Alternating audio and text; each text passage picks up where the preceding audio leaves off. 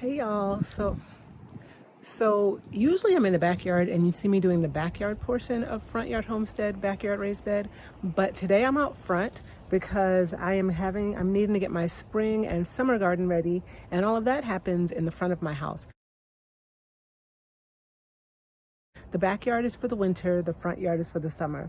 So I'm going to show you guys what the front yard looks like. If you remember my earlier videos, you saw me out front actually in December, January, because I was showing you some of the vegetables that I did put out front to try to expand my winter garden. I used the front yard, which is really my driveway, on pallets because I was trying to grow some of my cabbage and broccoli out front.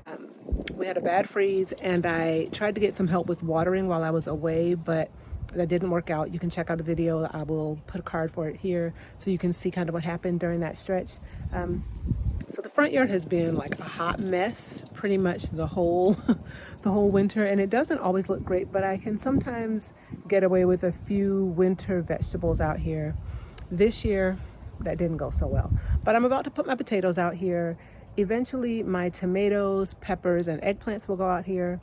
When the tomatoes come out here, I will move the potatoes because since they're in the same family, they are both nightshades. They really don't need to be near each other because their diseases are compatible. So if I put potatoes out here and they get sick, they can transfer sickness over to my tomatoes, and I don't want that. So I will move the potatoes once I bring the tomatoes out. The tomatoes are currently inside growing beautifully. I will put a picture in here for some of the ones that have already started growing.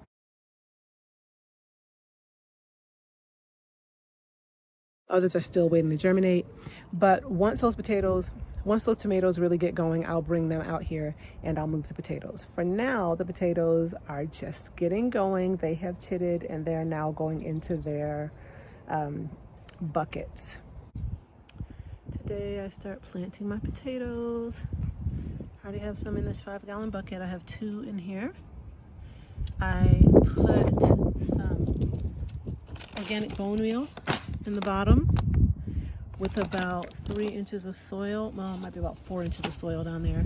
I put 2 potatoes in there, 2 potato pieces in there, and I'm about to cover those actually pretty much full. I'm going to fill the bucket. Instead of adding periodically as you would do with potatoes in the ground and healing up, I'm just going to take this soil, fill the bucket. I've added vermiculite and perlite to the mix already. This is the mix that was in the bucket, and I'm going to now plant or cover the potatoes. And there you go. It is all done, filled up, 5-gallon bucket. I don't know how soon those sprouts will come to the surface, but it will happen. I do this every year when I grow potatoes. I never hill up potatoes because I don't plant them in the ground, and I don't plant them in the ground because I don't have the space. I'm at a small urban homestead, and so I plant my potatoes in containers. Usually I plant them in one of my large grow bags, but this year I'm just going to plant them in my 5-gallon buckets and use those, 2 per bucket. So there you have it. I'll start to show you when they come through. It'll be several weeks, I'm sure, but eventually they will make their way to the surface, and then the stems of the potatoes are where the roots will grow out to grow additional potatoes. That's why you hill up usually, so that you can put a little bit of soil each time the potatoes spring through, each time the plant breaks through the surface, so that it will encourage more root growth. But if you just cover them at this stage like this, you'll just get root growth coming in automatically from those stems that are buried under the ground to begin with.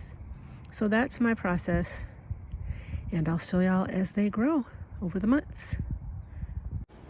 So like I said, the front yard is looking pretty rough.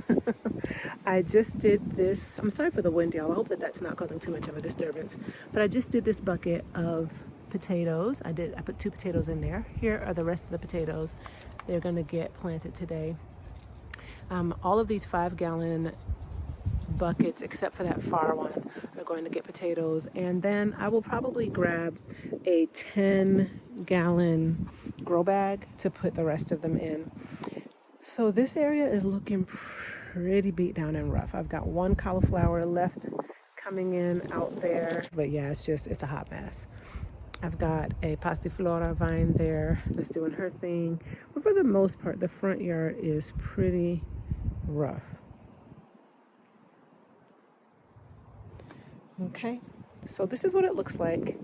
And this is where the side garden with a few containers next to the house has its situation. This will all have beautiful growth in the next few months.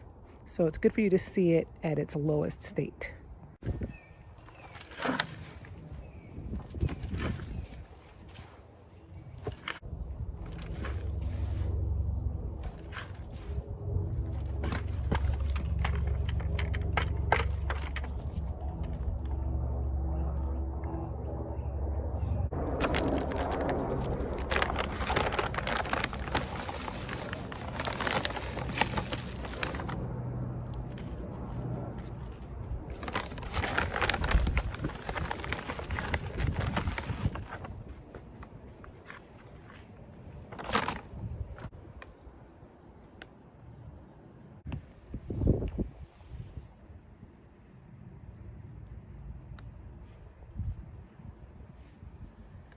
I'm gonna go ahead and finish these up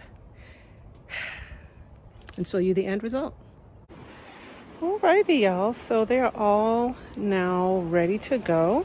I did 6 large 5-gallon tubs and then 1 3.5-gallon. And these, just to let y'all know, I got these from the bakery at the local grocery store a couple of years ago.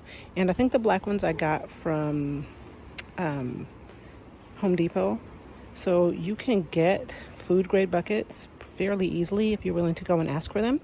I have used these for various successions of plants over the years. Cabbages, okra, sorry about that wind. But I'm about to water them in and then head on inside.